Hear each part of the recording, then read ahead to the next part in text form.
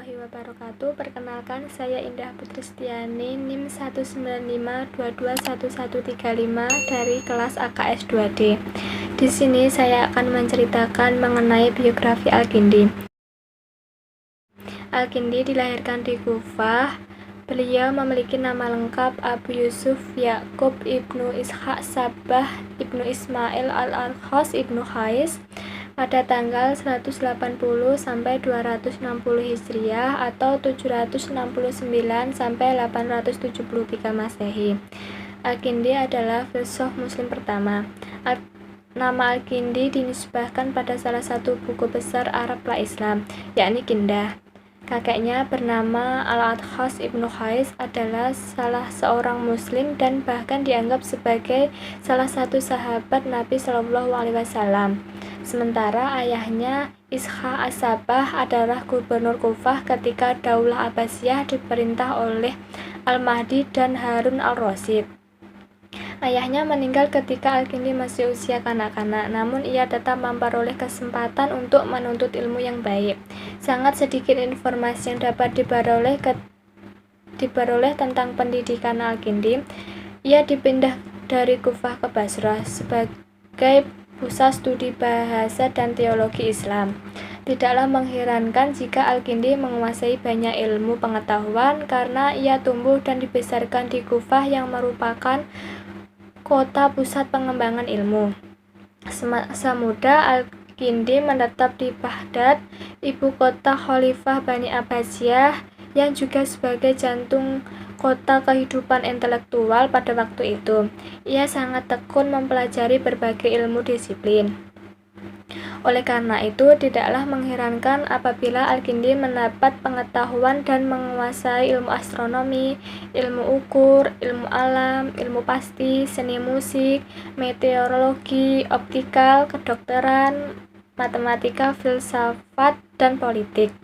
Al-Kindi adalah orang Islam pertama keturunan Arab dalam jajaran filsuf terkemuka. Terlepas dari sedikitnya informasi biografi tentang Al-Kindi, sumber-sumber klasik menyebutkan bahwa sumbangan besar Al-Kindi bagi perkembangan filsafat dan sains Islam. Ibnu Nadim, seorang pustakawan yang terpercaya, menyebutkan ada 242 buah karya Al-Kindi dalam bidang yang telah kami sebutkan tadi. Selain karya yang berbentuk buku, Al-Kindi juga menulis sebuah makalah yang menyangkut studi agama India, Chalden Haron. Mencermati kejeniusan Al-Kindi, agaknya tuduhan mengatakan bahwa Al-Kindi tidak mengerti secara baik ilmu logika sulit dibuktikan, karena tidak satu pun karya logikanya dapat ditemukan. Hal ini mungkin dikarenakan ruang lingkup pengetahuan Al-Kindi yang luar biasa, atau mungkin juga karena alasan lain seperti kesesuaian pahamnya dengan ide-ide Mu'tazilah. Ini dapat dilihat ketika Khalifah Al-Ma'mun mengajaknya bergabung dengan kalangan cendekiawan yang bergiat dalam usaha pengumpulan dan penerjemahan karya-karya Yunani. Walaupun kelihatannya ia cenderung menyimpulkan daripada menerjemahkan karya-karya tersebut. Khalifah Al-Ma'mun menjadikan aliran Mu'tazilah sebagai mazhab negara.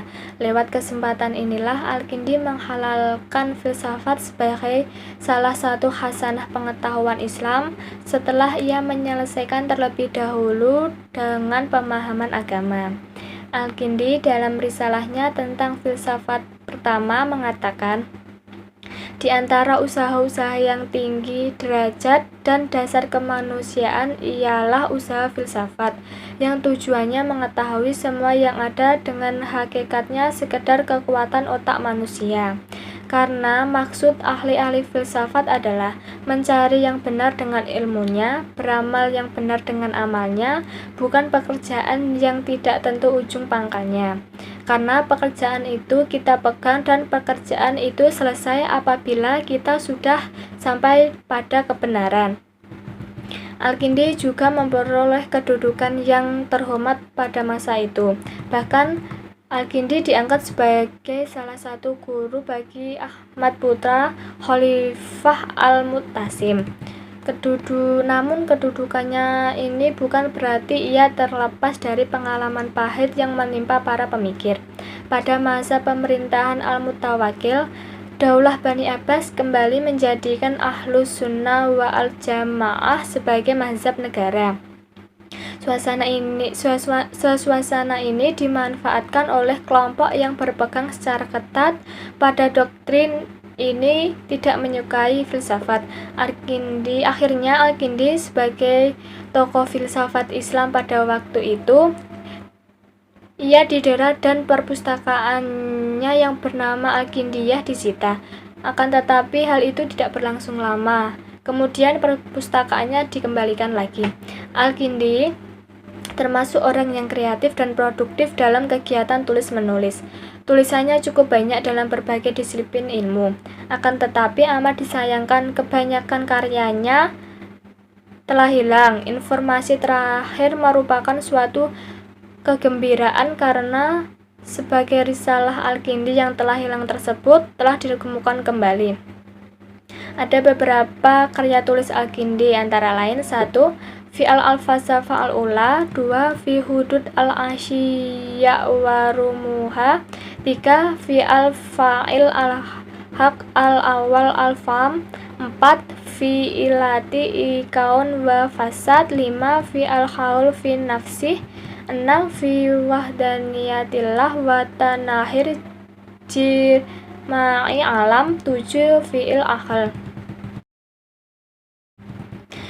Informasi kapan Al-Kindi meninggal tidak ada suatu keterangan yang pasti. Agaknya menentukan tahun wafat Al-Kindi sangat sulit dengan menentukan tahun kelahirannya dan siapa-siapa saja guru yang telah mendidik Al-Kindi. Mustafa Abdul Ar-Razi cenderung mengatakan bahwa Al-Kindi wafat pada tahun 252 Hijriah. Sedangkan Masihon menunjuk Al-Kindi wafat pada tahun 260 Hijriah. Sementara Yaqut Al-Hamawi mengatakan bahwa Al-Kindi wafat sesudah ia berumur 80 tahun atau lebih sedikit. Sedangkan Harun Nasution lebih cenderung mengatakan Al-Kindi meninggal pada tahun 873 Hijriah. Sekian cerita biografi tentang Al-Kindi, kurang lebihnya mohon maaf. Wassalamualaikum warahmatullahi wabarakatuh.